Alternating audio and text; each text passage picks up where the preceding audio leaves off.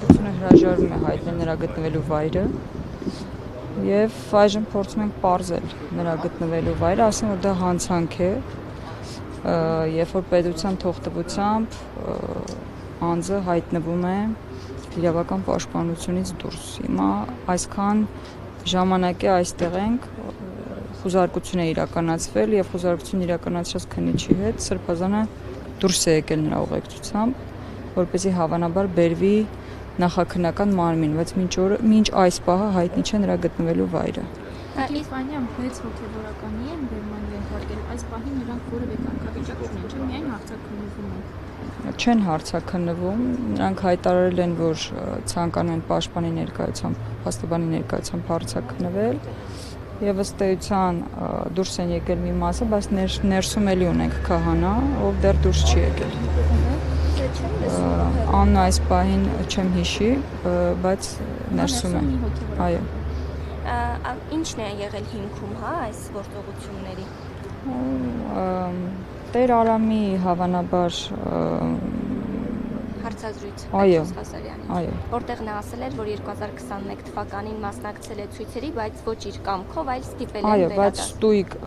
ստույգ տեղեկություն չունենք, բայց հաշվի առնելով, որ հենց Արագածոտնի թեմի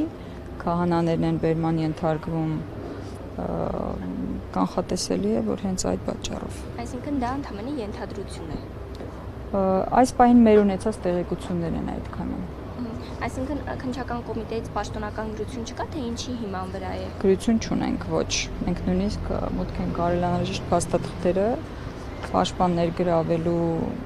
խնդրանքով, բայց դեռևս որևէ արձագանք չկա։ Քննչական մարմնի դռները փակ են, փաստաբանները նույնիսկ փորձում են մուտք գործել, հարցեր ունենք առաջադրելու, բայց դռները փակ են։ Քահանաների տներում եւս խուզարկություն է իրականացվել։ Կարծես թե այո։ Նա ով ներսում է համենայն դեպս իր բնականում իրականացվել է։ Ով է ներսում։ Չէ, Տեր Փարենը չէ,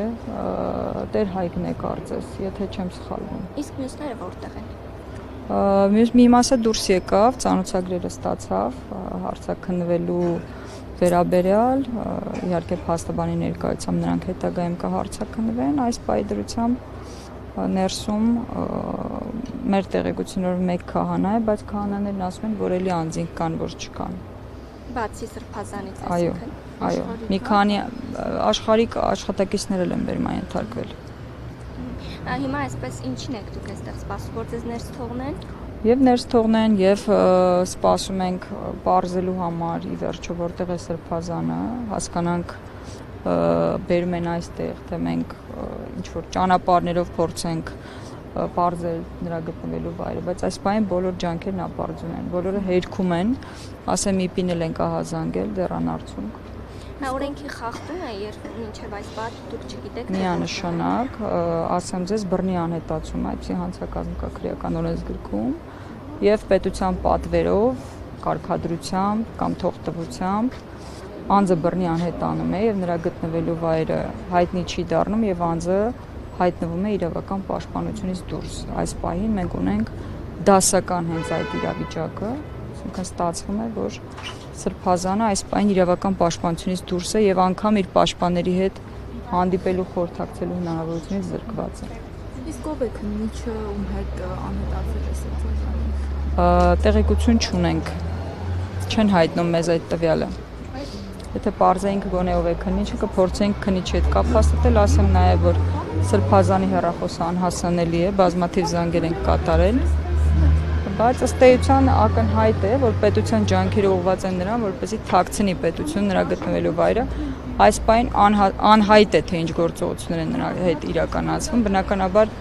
բոլոր գործողությունները ապօրինի են, բայց ես վստահ եմ, որ որոշակի հարկադրանք է կիրառվում, թեկուզ հոգեբանական, այլապես իմաստը ուղղակի այս բռնի անհետացման կբացակայեր։ Իսկ բացի պարոն Զորաբյանից դուք եւս փաստորեն ստացել եք պաշտպանությունը։ Տիկին Ֆարմանյանը, պարոն Ռոմանա Հարունյանը, մենք բոլորս այստեղ ենք, որպես իրավաբանական օգնություն ցուցաբերենք։